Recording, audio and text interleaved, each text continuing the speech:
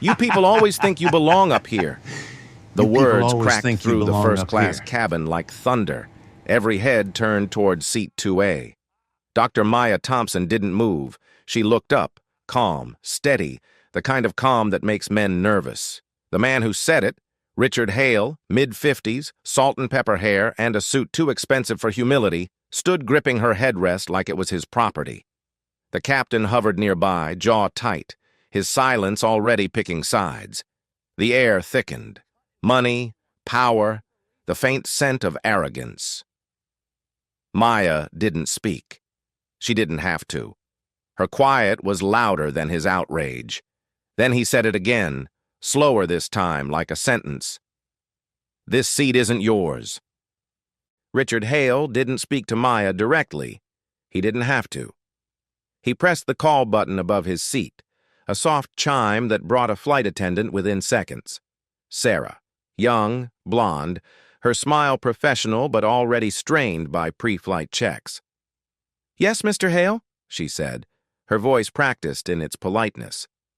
Richard gestured toward Maya with the folded edge of his newspaper.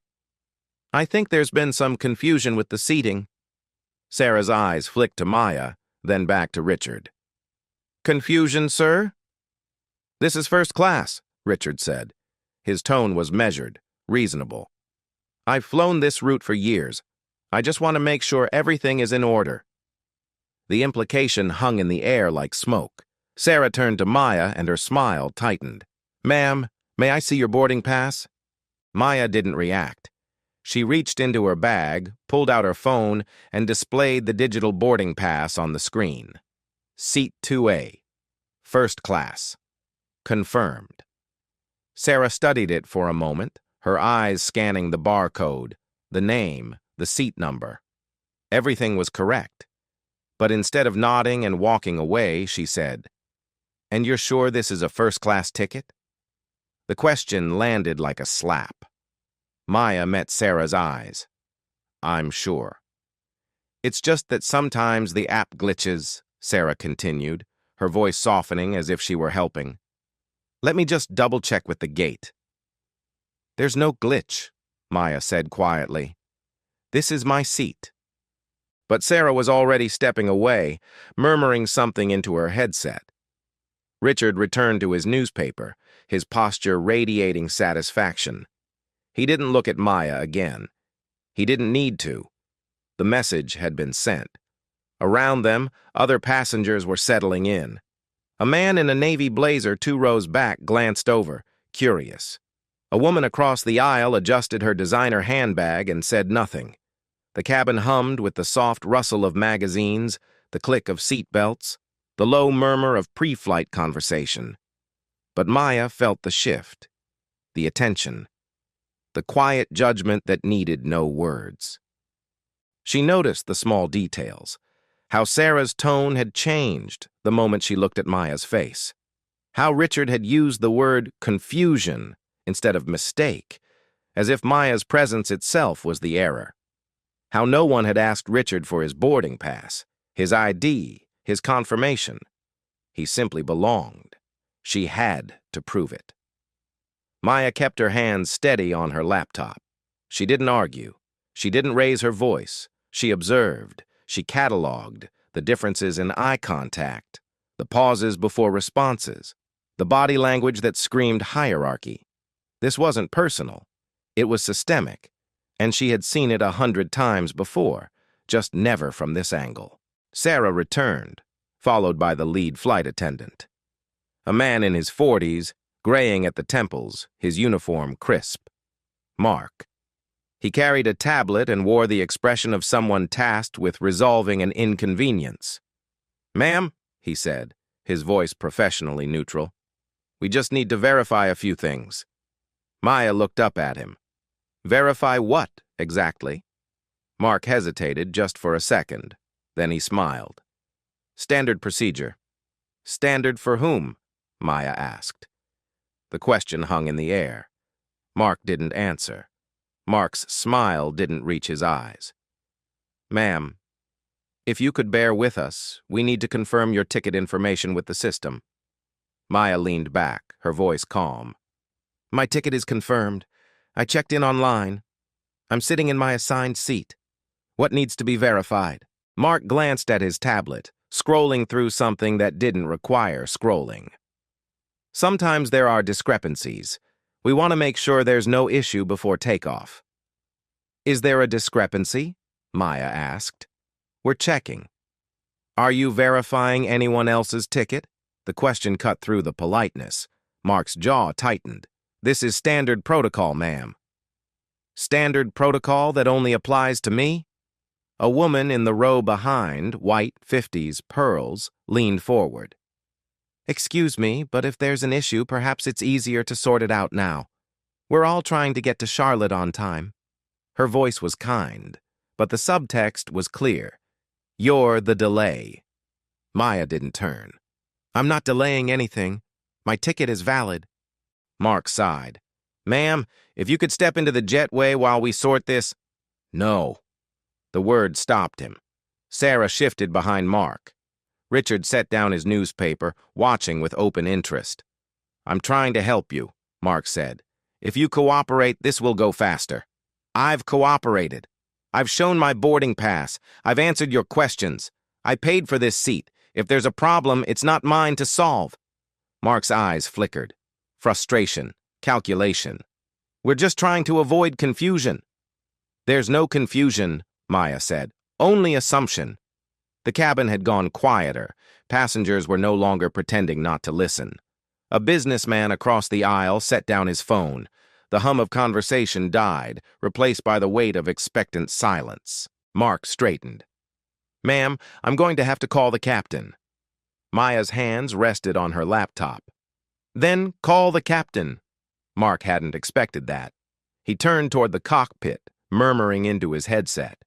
Sarah stayed behind, expression tight, hands clasped. She didn't look at Maya. No one did. They looked past her, through her, anywhere but at her face. Maya pulled out her phone, opened the camera, and set it to record. The red light blinked.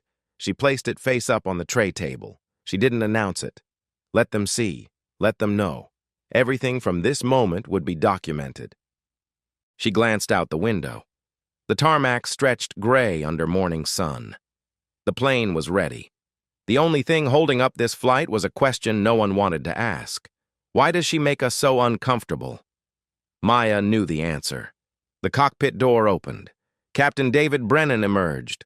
Tall, gray-haired, the kind of man whose uniform suggested authority before he said a word. He moved down the aisle with the measured pace of someone accustomed to being obeyed.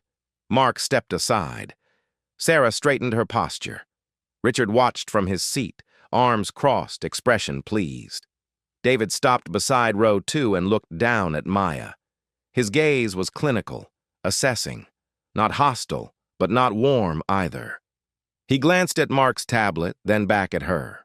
Ma'am, he said, his voice low and controlled, I understand there's been some confusion about your seat. Maya met his eyes. There's no confusion, Captain. I have a valid ticket for seat 2A. I'm sitting in seat 2A. David nodded slowly, as if considering her words.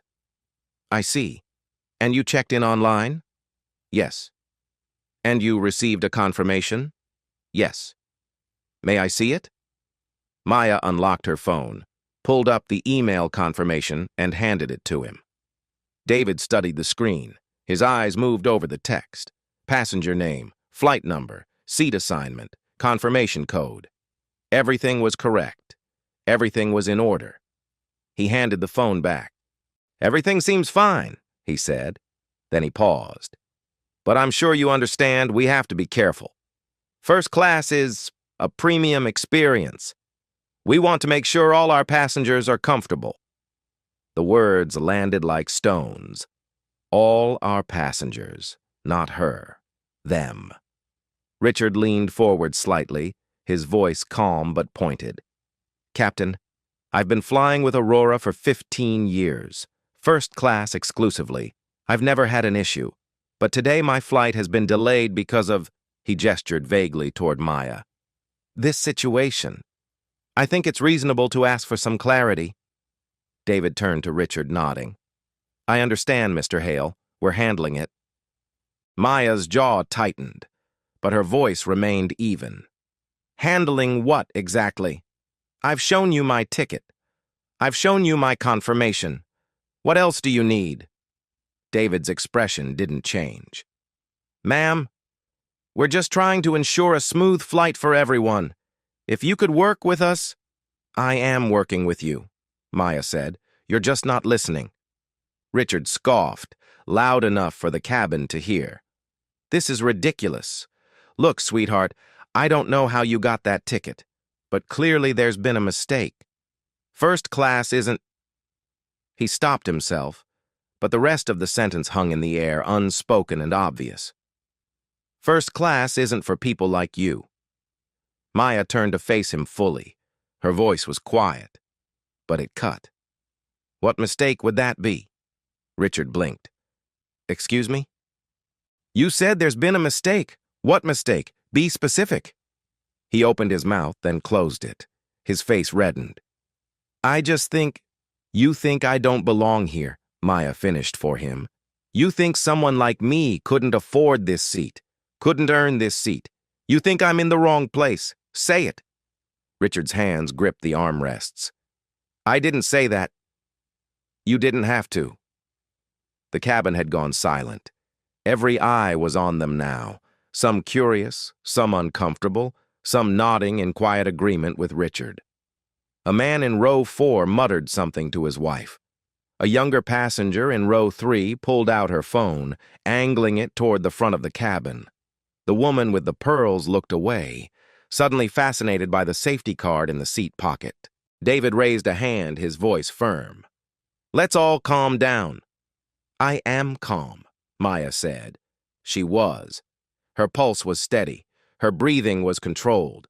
But her hands trembled slightly as she reached for her phone. She inhaled slowly, grounding herself. She opened her messages and began typing, fast and precise. She attached a photo of Richard, a screenshot of Mark's hovering presence, a snapshot of David's face. She hit send. David watched her. Ma'am, what are you doing? Documenting? Maya said. That's allowed, isn't it? David's jaw tensed. Ma'am, I'm going to ask you one more time to cooperate. If you continue to disrupt this flight— I haven't disrupted anything, Maya said. I sat down. I showed my ticket. That's all I've done. Everything else? That's on you. Mark stepped forward, his voice lower now, almost pleading. Ma'am, please, if you'll just step off the plane for a moment, we can sort this out at the gate. No. David exhaled, long and slow. He looked at Mark, then at Sarah, then back at Maya. Ma'am, if you refuse to cooperate, I'll have no choice but to call airport security. Maya's phone buzzed in her hand. She glanced at the screen. A reply from her assistant. Protocol 7 standing by. Say the word. She looked back up at David. Her voice was steady, quiet, edged with something unshakable. Captain, I'm going to give you some advice. Before you make your next move, I suggest you call your CEO. David frowned. What? Call Nathan Clark. Tell him what's happening on this flight. Tell him a passenger in seat 2A is being removed for no reason other than the color of her skin. See what he says. David's expression shifted. Confusion, then irritation. Ma'am, this has nothing to do with— Call him, Maya said. Or don't. But I promise you one way or another he's going to find out. And when he does, you'll wish you'd made that call. Richard laughed, sharp and dismissive. Who do you think you are? Maya didn't answer. She didn't need to. Not yet. She simply looked at David, her gaze steady, and waited. The ball was in his court. The clock was ticking. And somewhere in the back of her mind, a quiet thought settled in like the calm before a storm. They have no idea what they've just done. The air in the cabin felt heavier now. The overhead lights seemed brighter, the hum of the engines louder. And in the pocket of her blazer, her phone buzzed again. She didn't check it. She knew what it said. Ready when you are. David stared at Maya for a long moment, weighing her words. Then he turned to Mark. Call security. Mark nodded and stepped toward the galley, speaking quietly into his headset. Sarah's hands twisted together, her eyes darting between David and Maya. Richard settled back into his seat, victorious. The cabin felt like a held breath.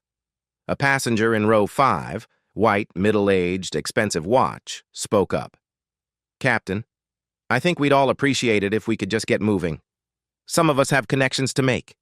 David nodded. "We're working on it, sir." "Doesn't seem like much work," the man said. "Seems pretty straightforward to me." Maya didn't turn around. She kept her eyes on David. Her phone sat on the tray table, recording lights still blinking. Her hands were steady now. The tremor had passed. In its place was something colder, sharper. Resolve. Richard leaned toward her, voice low but audible. "You know, you're only making this harder on yourself. If you'd just cooperated from the start, this would be over by now." Maya turned her head slightly. "Cooperated how? By accepting that I don't belong here? By leaving my paid seat because you decided I shouldn't have it?" "I didn't decide anything," Richard said. "The crew did. I just asked a question." "You asked a question designed to make them doubt me. I asked for clarity. You asked for removal." Richard's mouth tightened. He glanced at the man beside him in row 3, another white passenger, suit and tie, designer luggage. The man caught his eye and gave a small nod as if to say, "I'm with you." "You know what?" the man in row 3 said, louder now. "I fly first class all the time. I've never seen this kind of disruption. If there's a problem with someone's ticket, it should be handled quickly, not dragged out like this." A woman across the aisle murmured agreement. Another passenger pulled out his phone, typing rapidly. The cabin was no longer silent. It was simmering, voices bubbling up like steam. "Maybe she upgraded with points," someone said. "Points don't cover first class on this route," another replied. "Then how does it matter?" Maya felt the weight of it, the collective decision being made in real time, without her input, without evidence. She was being tried by a jury of strangers who had already made up their minds, not because of what she'd done, because of who she was. Mark returned, his face tense. "Security is on the way." David nodded. "Good. We'll have them escort her off. Then we can get airborne." Maya's voice cut through the rising noise. "You're really going to do this?" It wasn't a question. David met her gaze. "Ma'am, you've been asked repeatedly to cooperate.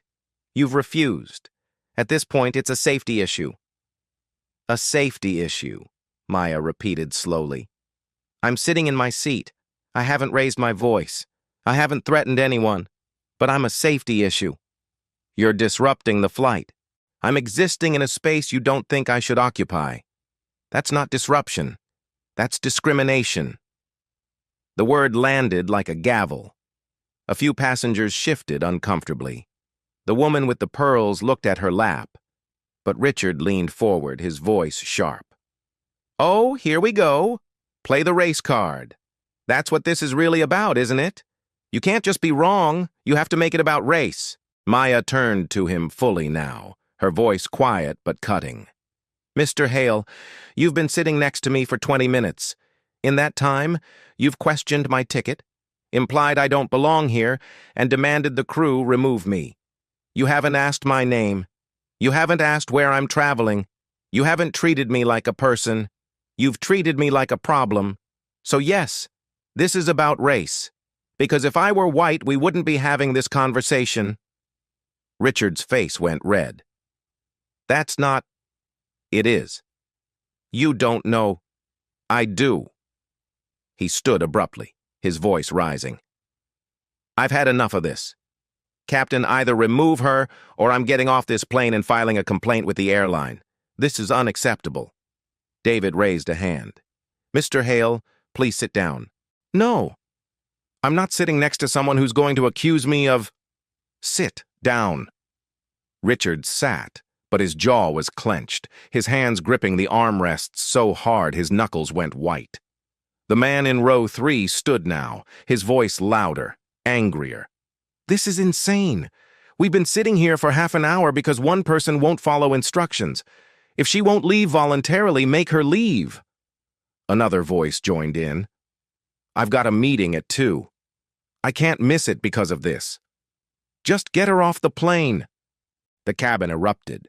Voices overlapping, some angry, some uncertain, a few trying to calm the situation, but drowned out by the majority. It was chaos, controlled only by the thin veneer of civility that first-class passengers clung to even in conflict. But beneath it, Maya could feel the truth. The mob mentality, the U.S. versus her, the lines being drawn in real time.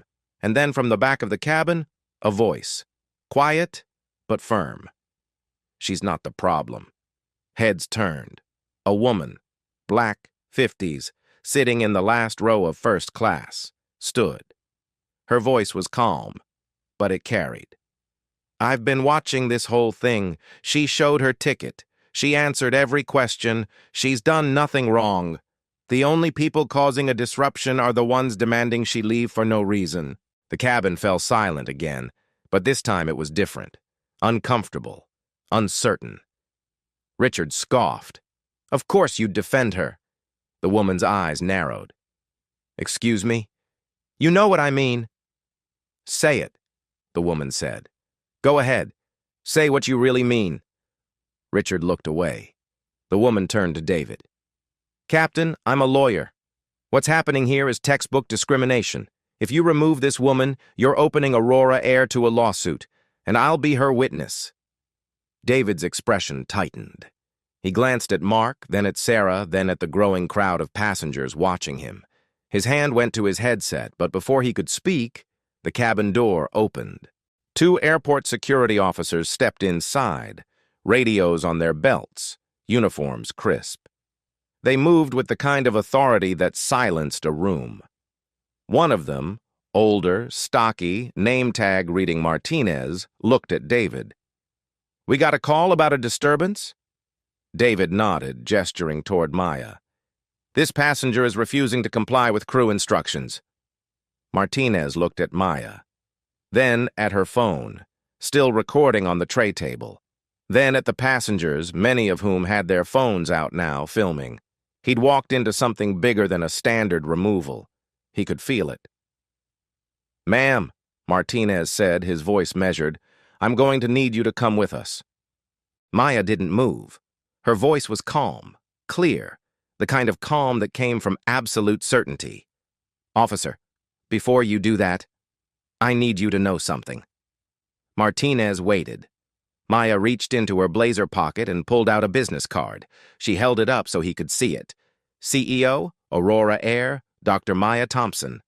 "I suggest," she said quietly, "you call your supervisor." Martinez took the card. His eyes widened. He looked at David, whose face had gone pale, then back at Maya. "Ma'am, Dr. Thompson, Maya's phone rang. She picked it up, her eyes still on David. "Yes?" The voice on the other end was loud enough to carry. Nathan Clark, CEO. "Maya, I just got your message. What the hell is happening on that plane?" Maya didn't smile. She didn't gloat. She simply said, "I think Captain Brennan can explain." She held out the phone to David. He stared at it like it was a live grenade. "Take it," Maya said. David took the phone. David pressed the phone to his ear. His hand shook. "Mr. Clark, Nathan's voice came through sharp, loud enough for nearby passengers to hear. "David, listen carefully. Dr. Thompson is not just a passenger. She is the co-founder of Aurora Air. She's conducting an unannounced service audit, and you just failed spectacularly." David's face drained. "Sir, I didn't know." "You didn't ask. You assumed. Put her back on."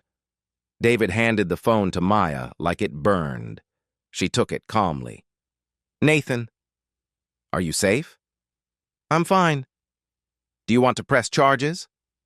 Maya looked at David, then Richard, whose face had gone ashen, at Mark, frozen by the galley, at Sarah, eyes brimming with tears.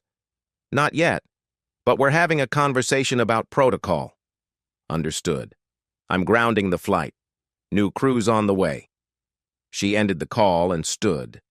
The cabin was silent. She walked to the front and turned to face them all. My name is Dr. Maya Thompson. I co-founded Aurora Air 7 years ago to create an airline that treats every passenger with dignity.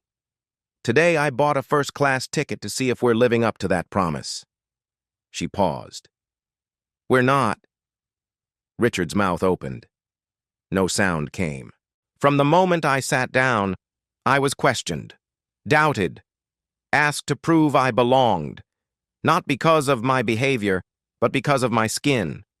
And your crew escalated, called security, threatened removal. They turned this cabin into a courtroom where I was guilty until proven innocent. She looked at David.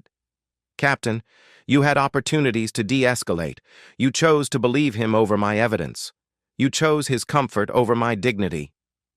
David had no defense. Maya turned to Richard.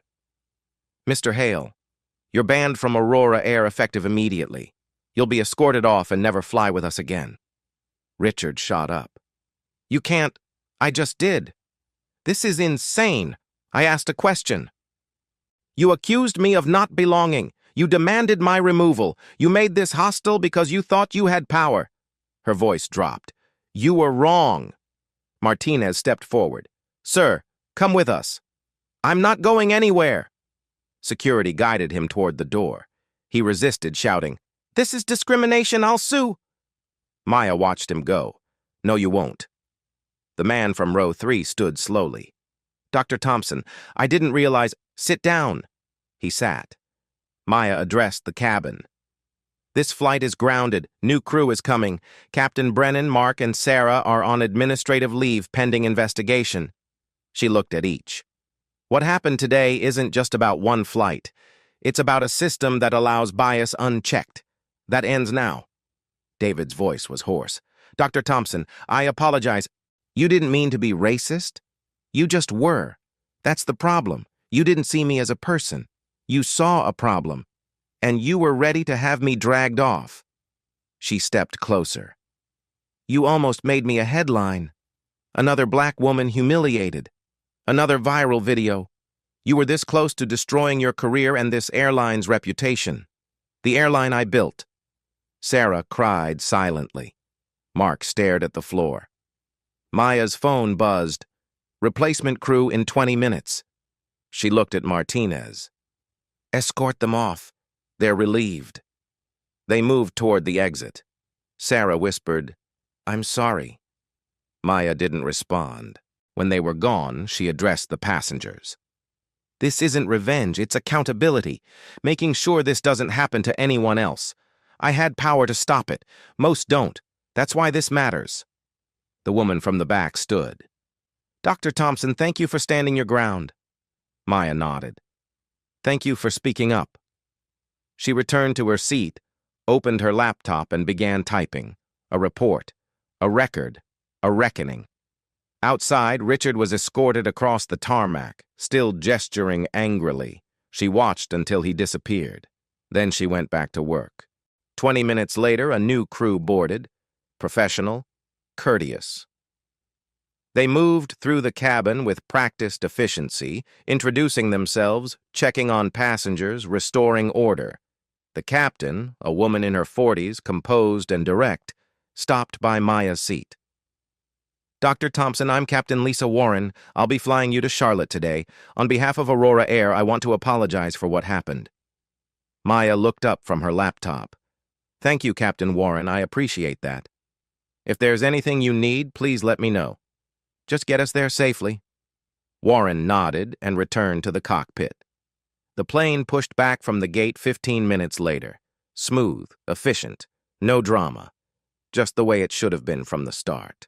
By the time they were airborne, Maya had already drafted her report. She documented everything, timestamps, direct quotes, photographs. She noted the crew's responses, Richard's escalations, the complicity of passengers who'd remained silent or joined the pile-on. She named names, she cited policies, she outlined systemic failures, and then she sent it to Nathan, the board of directors, and the head of HR with a single subject line, immediate action required. Within an hour, the response came. David Brennan was terminated effective immediately for gross violation of the company's anti-discrimination policy and failure to de-escalate a situation he'd exacerbated. Mark and Sarah were reassigned to non-customer-facing roles and required to complete 6 months of intensive retraining on bias, conflict resolution, and company values before any consideration for reinstatement. Richard Hale received a formal letter informing him of his lifetime ban from Aurora Air. His 2 companions from Row 3, who'd vocally supported his accusations, were also banned for 1 year. The letter was brief, legal, and final. But Maya didn't stop there. She authorized a company-wide audit of customer service incidents over the past 2 years, specifically flagging cases where passengers of color had been removed, questioned, or subjected to additional scrutiny. The results would be made public. Accountability wasn't a one-time event. It was a process. The story broke before the plane landed. A passenger's video had gone viral, millions of views within hours. The hashtag Dignity in Flight trended nationwide. News outlets picked it up. Opinion pieces flooded in. Some praised Maya's response. Others accused her of overreacting, of playing the race card, of weaponizing her position. She read none of it. She didn't need to. She knew what she'd experienced. She knew what she'd documented. And she knew that her voice, backed by power, evidence, and institutional authority, would cut through the noise in ways most people's couldn't. That was the privilege she carried now, and she was going to use it. A week later, Aurora Air issued a public statement. It was direct, unambiguous, and signed by Nathan Clark himself. It acknowledged the incident. It named the failures. It outlined the corrective actions already underway.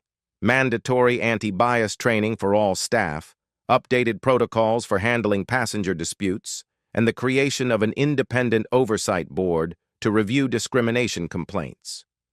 The statement ended with a commitment. At Aurora Air, dignity is not negotiable. We failed, Dr. Thompson. We failed our values. We will do better. It wasn't perfect, but it was a start. Maya sat in her office, reviewing the responses. Messages of support from colleagues, customers, advocacy groups. Some hate mail, too. Predictable, ugly, expected. She deleted those without reading past the first line. She didn't have time for people who refused to see. Her assistant knocked and entered. Dr. Thompson, the board wants to schedule a call. They'd like to discuss expanding the anti-discrimination initiative across all operations. Maya nodded. Set it up. Also, you've received over 200 interview requests. Decline them all. All of them? All of them.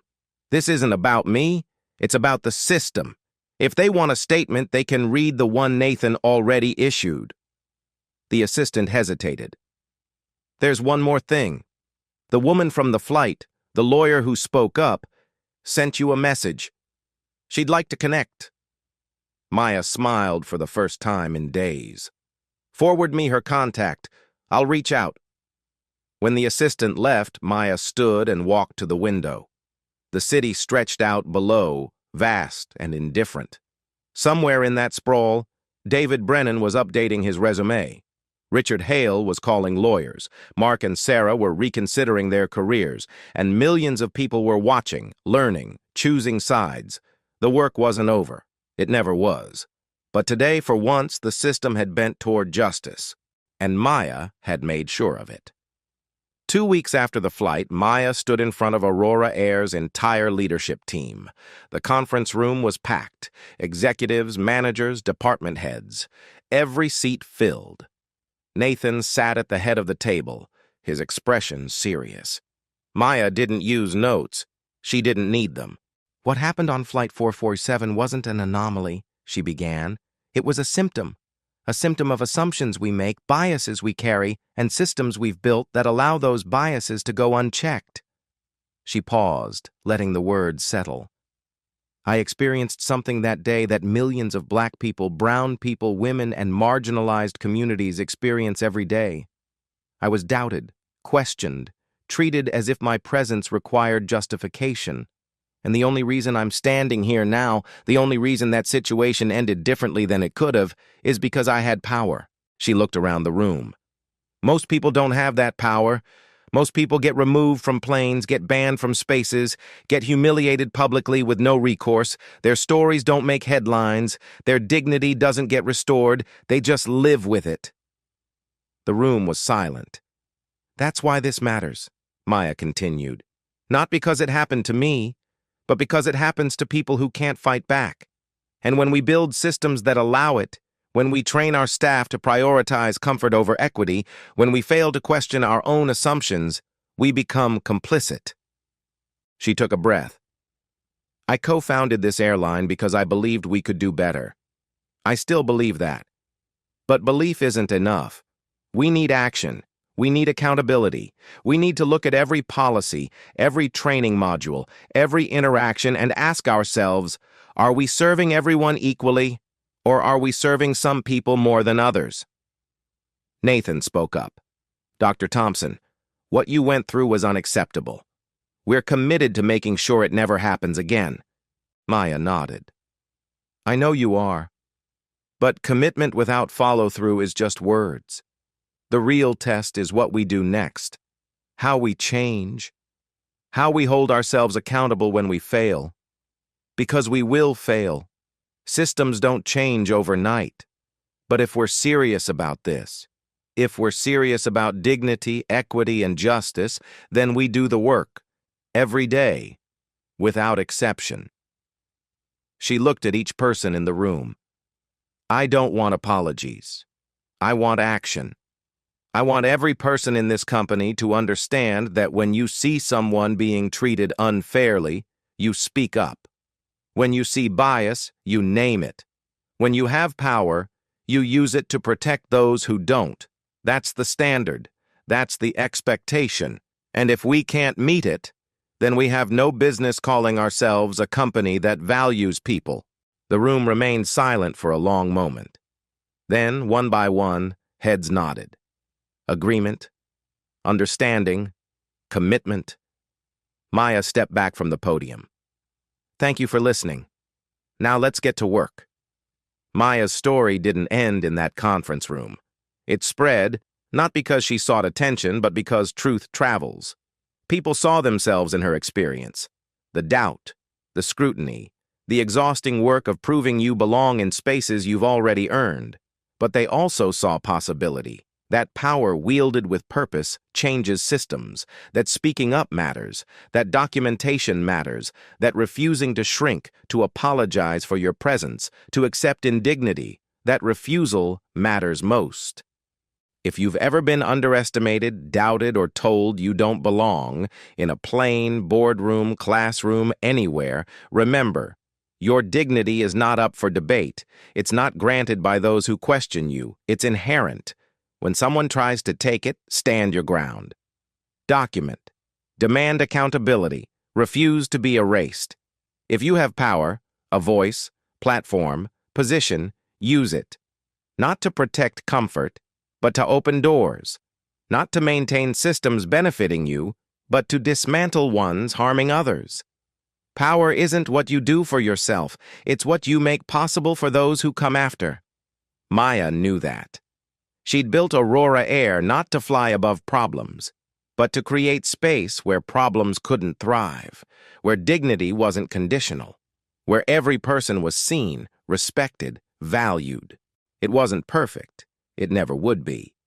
But it was better, and better was worth fighting for. So next time someone questions whether you belong, remember, you might just own the place. And even if you don't, even if you're just a passenger trying to get somewhere, you still deserve to be there. You still deserve respect, dignity. Don't let anyone tell you otherwise. Stand up, speak out, change the system, because dignity is not given, it is claimed.